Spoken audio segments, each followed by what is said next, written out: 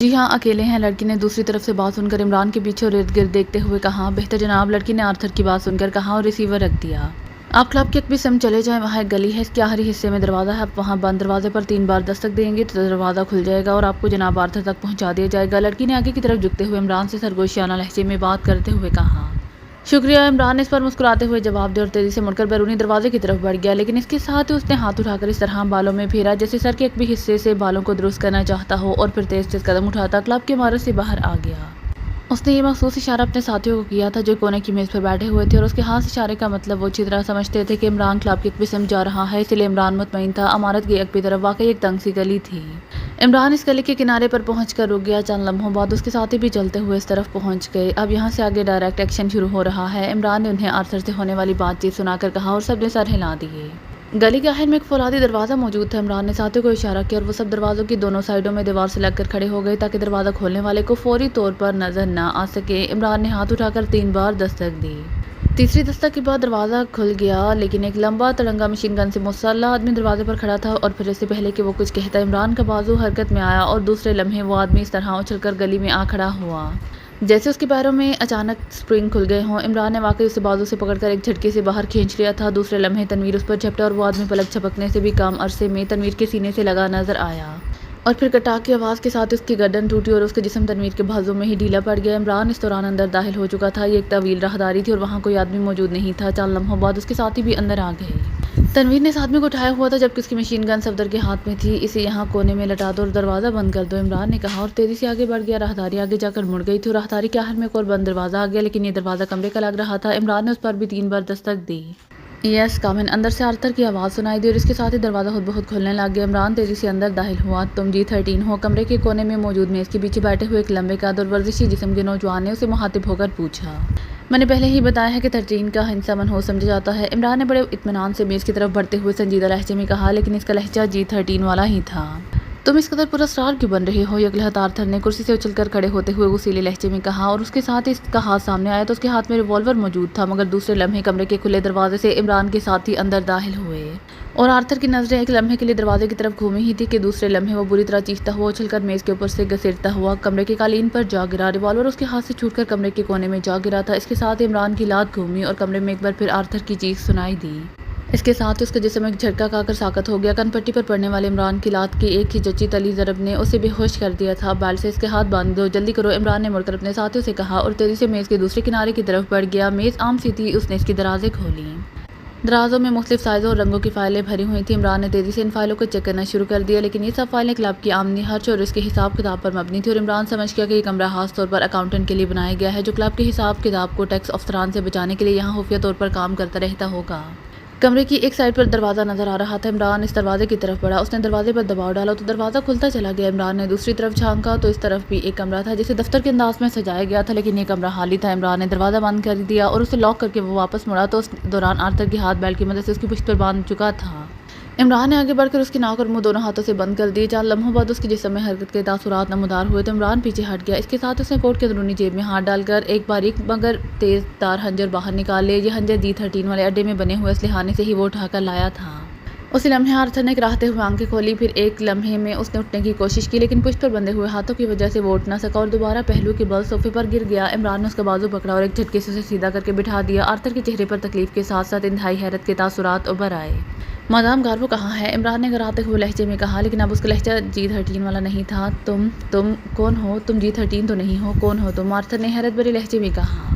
میں پوچھ رہا ہوں مادام کہاں ہے؟ عمران نے پہلے سے زیادہ کرخت لہجے میں کہا۔ ہسپتال نے، آرتھر نے ہونٹ چباتے ہوئے جواب دیا، مگر دوسرے لمحے اس کے حلق سے یکلہت کربناک چیخ نکل گئی۔ عمران کا خنجر والا ہاتھ گما تھا اور آرتھر کا دایاں نتنا آدھے سے بھی زیادہ کٹ گیا تھا۔ بتاؤ کہاں ہے مادام؟ عمران نے گراتے ہوئے کہا۔ اس کے ساتھ ایک بار پھر اس کا ہاتھ گما اور کمرہ آرتھر کی انتہائی کربناک چیخ سے گونج اٹھا۔ اس کے ساتھ اس کی گردن بھی ایک طرف کو ڈھلک گئی۔ عمران نے خنجر بائیں ہاتھ میں لیا اور آرتھر کے چہرے پر تھپڑ مارنے شروع کر دیے۔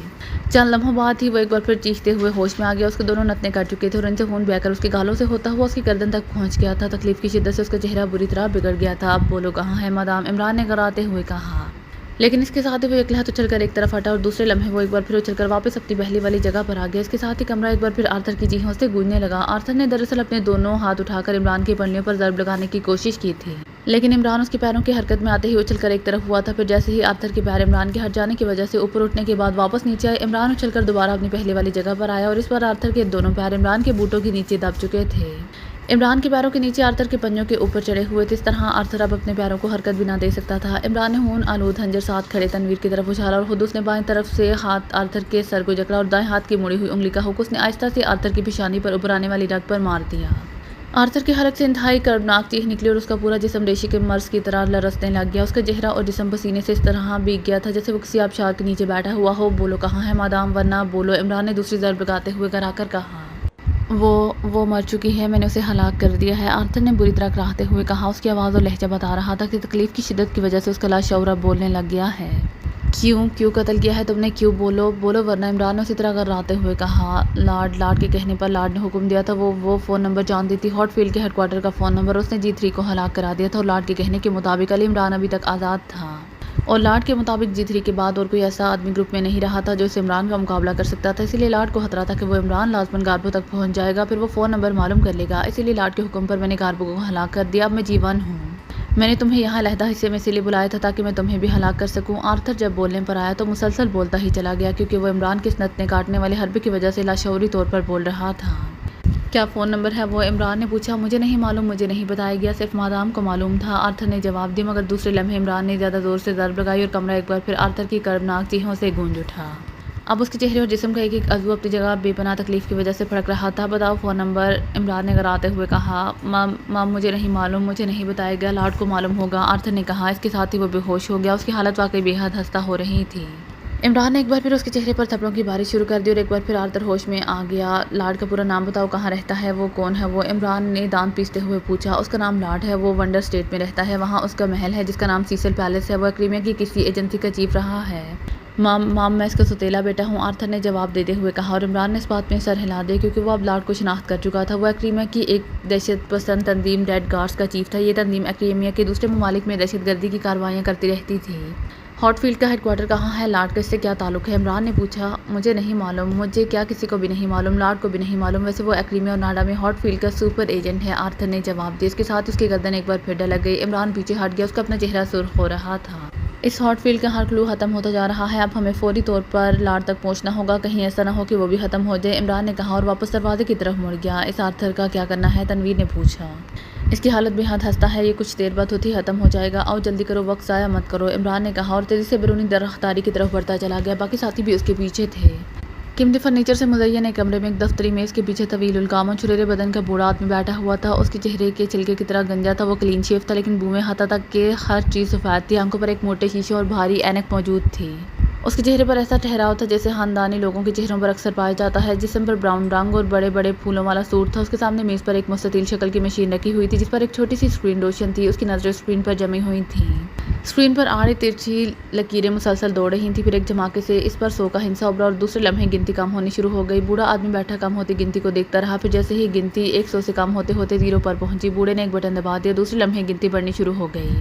جب گنتی 18 پر پہنچی، بوڑھے نے ایک اور بٹن پریس کر دیا، اس کے ساتھ ہی ہندسہ اسکرین پر مسلسل جلنے بجھنے لگ گیا اور اس مشین کے نچلے حصے سے ٹو ٹو کی آوازیں سنائی دینے لگیں۔ ہیلو لاڈ کالنگ، بوڑھے نے تیز تیز لہجے میں کہنا شروع کیا۔ یس اے چیف اٹینڈنگ یو۔ چند لمحوں بعد مشین سے ایک آواز سنائی دی، لہجہ قطعی غیر انسانی تھا، یوں لگ رہا تھا جیسے ڈولفن مچھلی انسانی آواز میں بول رہی ہو۔ پاکیزا سیکرٹ سروس اور پاکیزا کے مشہور ایجنٹ علی عمران کے خلاف جنرل کلنگ آرڈر کی سفارش کرنی ہے، بوڑھے نے کہا۔ وضاحت کرو، دوسری طرف سے اسی آواز میں کہا گیا۔ پاکیزا سیکرٹ سروس دنیا کی انتہائی خطرناک ترین تنظیم سمجھی جاتی ہے اور خاص طور پر اس کے لیے کام کرنے والا علی عمران نامی دنیا کا سب سے خطرناک ایجنٹ سمجھا جاتا ہے۔ میرے سیکشن گرانڈ ماسٹر کے چیف نے ایک مشن پاکیزا میں مکمل کرانا چاہا، میں نے اسے وارننگ دے دی تھی کہ وہ وہاں اس بات کا بری طرح خیال رکھے کہ مرکزی تنظیم کا نام سامنے نہ آئے، مگر اس مشن کا بری طرح ناکامی کی اطلاع مجھے مل گئی کہ پاکیزا سے کسی نے مرکزی تنظیم کے متعلق معلومات حاصل کرنے کی کوشش کی ہے۔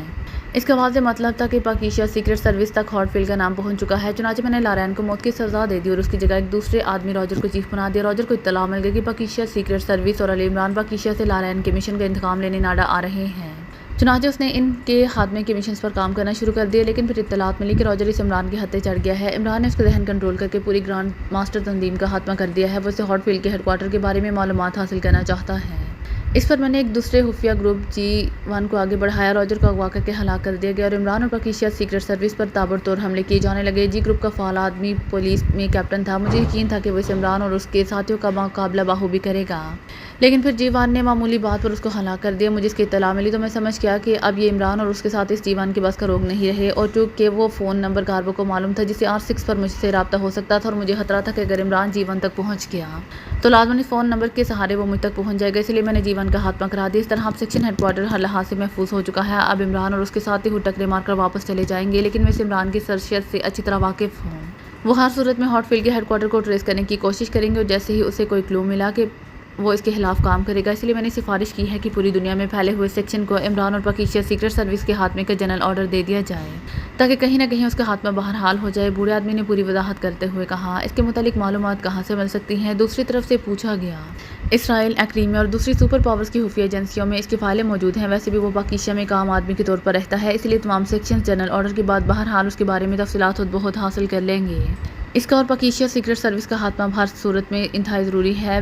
بوڑھے نے جواب دیتے ہوئے کہا، ٹھیک ہے، اس عمران اور پاکیشیا سیکرٹ سروس کے بارے میں مکمل اور تفصیلی چھان بین کے بعد تمہاری سفارش جنرل آرڈر کے ایجنڈے میں شامل کر دی جائے گی۔ اگر منظور ہو گئی تو کلنگ آرڈر دے دیا جائے گا۔ دوسری طرف سے جواب دیا گیا، اور اس کے ساتھ اسکرین یکلحظہ تاریک ہو گئی اور مشین بھی ساکت ہو گئی۔ بوڑھے نے ایک طویل سانس لیا۔ اب میں دیکھوں گا یہ عمران اور پاکیشیا سیکرٹ سروس مزید کتنے دن زندہ رہ سکتی ہے، بوڑھے نے اطمینان بھرے انداز میں کہتے ہوئے کہا، اور پھر کرسی سے اٹھ کر اس نے میز پر رکھی ہوئی مشین اٹھائی اور اسے لے کر وہ کمرے کی سائڈ دیوار میں موجود دروازے کی طرف بڑھ گیا۔ اس نے دروازہ پیر مار کر کھولا اور دوسرے کمرے میں داخل ہو گیا۔ یہ کمرہ بیڈ روم کے انداز میں سجا ہوا تھا۔ بوڑھے نے مشین کو دونوں ہاتھوں میں اٹھایا ہوا تھا۔ بیڈ روم میں پہنچ کر اس نے مشین کو ایک میز پر رکھا اور پھر دروازے پر لگے ہوئے عام سے سوئچ بورڈ کی طرف بڑھ گیا۔ اس نے اس پر لگے ہوئے 2-3 بٹن یک کے بعد دیگرے پریس کیے، پھر دوبارہ آ کر اس نے وہ مشین دونوں ہاتھوں سے اٹھا لی۔ چند لمحوں بعد گڑگڑاہٹ کی ہلکی سی آواز سنائی دی، اس کے ساتھ ہی بیڈ کے عقب میں موجود دیوار درمیان سے پھٹ کر دونوں سائڈوں میں غائب ہوتی چلی گئی۔ بوڑھا مشین اٹھائے اس ہلاک کی طرف بڑھ گیا۔ دوسری طرف سیڑھیاں نیچے جا رہی تھیں۔ سیڑھیاں اتر کر وہ ایک چھوٹے سے کمرے میں پہنچ گیا۔ کمرہ اسٹور روم نظر آتا تھا، اس میں جگہ جگہ کاٹ کباڑ بھرا ہوا تھا۔ بوڑھا دیوار میں موجود ایک الماری کی طرف بڑھا۔ اس نے مشین کو نیچے فرش پر رکھا، پھر الماری کھول کر اس نے جھک کر مشین اٹھائی اور اسے الماری کے اندر رکھ کر الماری کی پٹ بند کر کے اس پر لگے ہوئے نمبروں والے تالے کے نمبر گھمانے شروع کر دیے۔ چند لمحوں بعد جیسے ہی اس کے ہاتھ رکے، الماری کے اندر سے ایسی آوازیں سنائی دی جیسے کوئی انتہائی اہم چیز کسی اتھاہ گہرائی میں گر رہی ہو۔ کچھ دیر بعد آواز بند ہو گئی تو بوڑھے نے دوبارہ نمبر گھمانے شروع کر دیے اور پھر تالا کھول کر اس نے الماری کے پٹ کھولے تو الماری کے اندر اس مشین کے پرزے اس طرح بکھرے ہوئے پڑے تھے جیسے کسی نے ہتھوڑے مار مار کر مشین کو پرزے پرزے کر دیا ہو۔ بوڑھا واپس مڑا اور ایک طرف پڑا ہوا ڈبہ اٹھا کر وہ الماری کے قریب آیا۔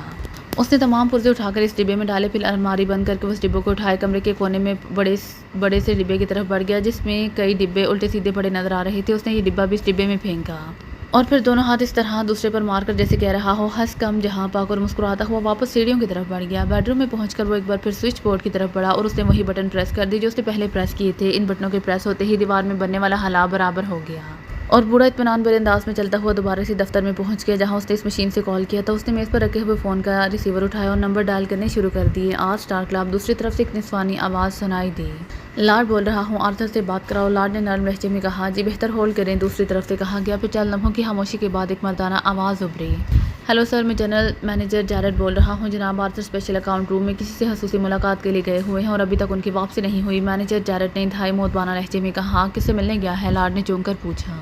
جی ایکریمیا سے کوئی صاحب آئے تھے، انہوں نے کاؤنٹر پر اپنا نام پاڑک بتایا اور آرتھر سے ملنے کی خواہش ظاہر کی۔ کاؤنٹر گرل نے آرتھر سے بات کی تو آرتھر نے اسے اسپیشل اکاؤنٹ روم کا پتہ بتا کر وہاں بلا لیا اور خود بھی آفس سے اٹھ کر ادھر چلے گئے ہیں۔ مینیجر نے جواب دیتے ہوئے کہا، اسے آدمی بھیج کر بلاؤ اور اسے کہو کہ وہ مجھ سے بات کرے۔ لارڈ نے کہا، یہ سر۔ دوسری طرف سے کہا گیا اور لارڈ نے اوکے کہہ کر ریسیور رکھ دیا۔ پاڑک ایکریمیا سے، لیکن آرتھر نے اسے بالکل علیحدہ حصے میں کیوں بلوایا ہے؟ وہ اسے اپنے دفتر میں بھی مل سکتا تھا، لارڈ نے بڑبڑاتے ہوئے لہجے میں کہا۔ پھر تقریباً 15 منٹ کے انتظار کے بعد ٹیلی فون کی گھنٹی بج اٹھی اور لارڈ نے ہاتھ بڑھا کر ریسیور اٹھا لیا۔ یس، لارڈ بول رہا ہوں، لارڈ نے بڑے باوقار سے لہجے میں کہا۔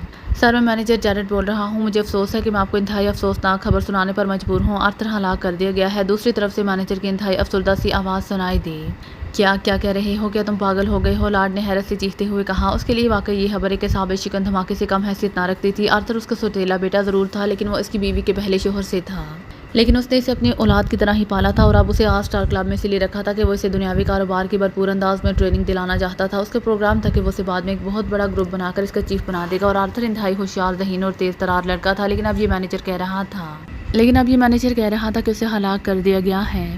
واقعی جناب یہ خبر پاگل کر دینے والی ہی ہے، لیکن یہ سچ آپ کے حکم پر میں نے آرتھر کو پیغام پہنچانے کے لیے آدمی بھجوایا تو اس نے واپس آ کر یہ روح فرسا خبر سنائی، جس پر میں خود وہاں گیا تو میں نے خود دیکھا کہ آرتھر کے دونوں ہاتھ اس کے عقب میں کر کے بیلٹ سے باندھے گئے تھے، وہ منہ فرش پر گرے ہوئے تھے۔ میں نے انہیں سیدھا کیا تو وہ ہلاک ہو چکے تھے، ان کے دونوں نتنے اس طرح کٹے ہوئے تھے جیسے کسی نے تیزدار خنجر سے انہیں کاٹا ہو، ان کے چہرے پر بے پناہ تکلیف کے تاثرات منجمد تھے، پیشانی پر بھی ایسے نشانات تھے جیسے پیشانی پر کسی نے ضربیں لگائی ہوں۔ اس کے ساتھ ہی اسپیشل اکاؤنٹ روم کے بیرونی دروازے کے پاس ہر وقت موجود محافظ کی لاش بھی دروازے کے ساتھ ہی پڑی ہوئی تھی، اسے گردن توڑ کر ہلاک کیا گیا ہے۔ میں نے پولیس کو اطلاع کر دی ہے، اب آپ کو اطلاع کر رہا ہوں۔ دوسری طرف سے مینیجر نے اسی طرح افسوس بھرے لہجے میں کہا۔ ویری سیڈ نیوز، بوڑھی نے انتہائی غمزدہ سے لہجے میں کہا اور ڈھیلوں ہاتھوں سے ریسیور پیڈل پر رکھ کر اس نے دونوں ہاتھوں سے اپنا سر پکڑ لیا، اس کے چہرے پر شدید غم و اندوہ کے تاثرات تھے۔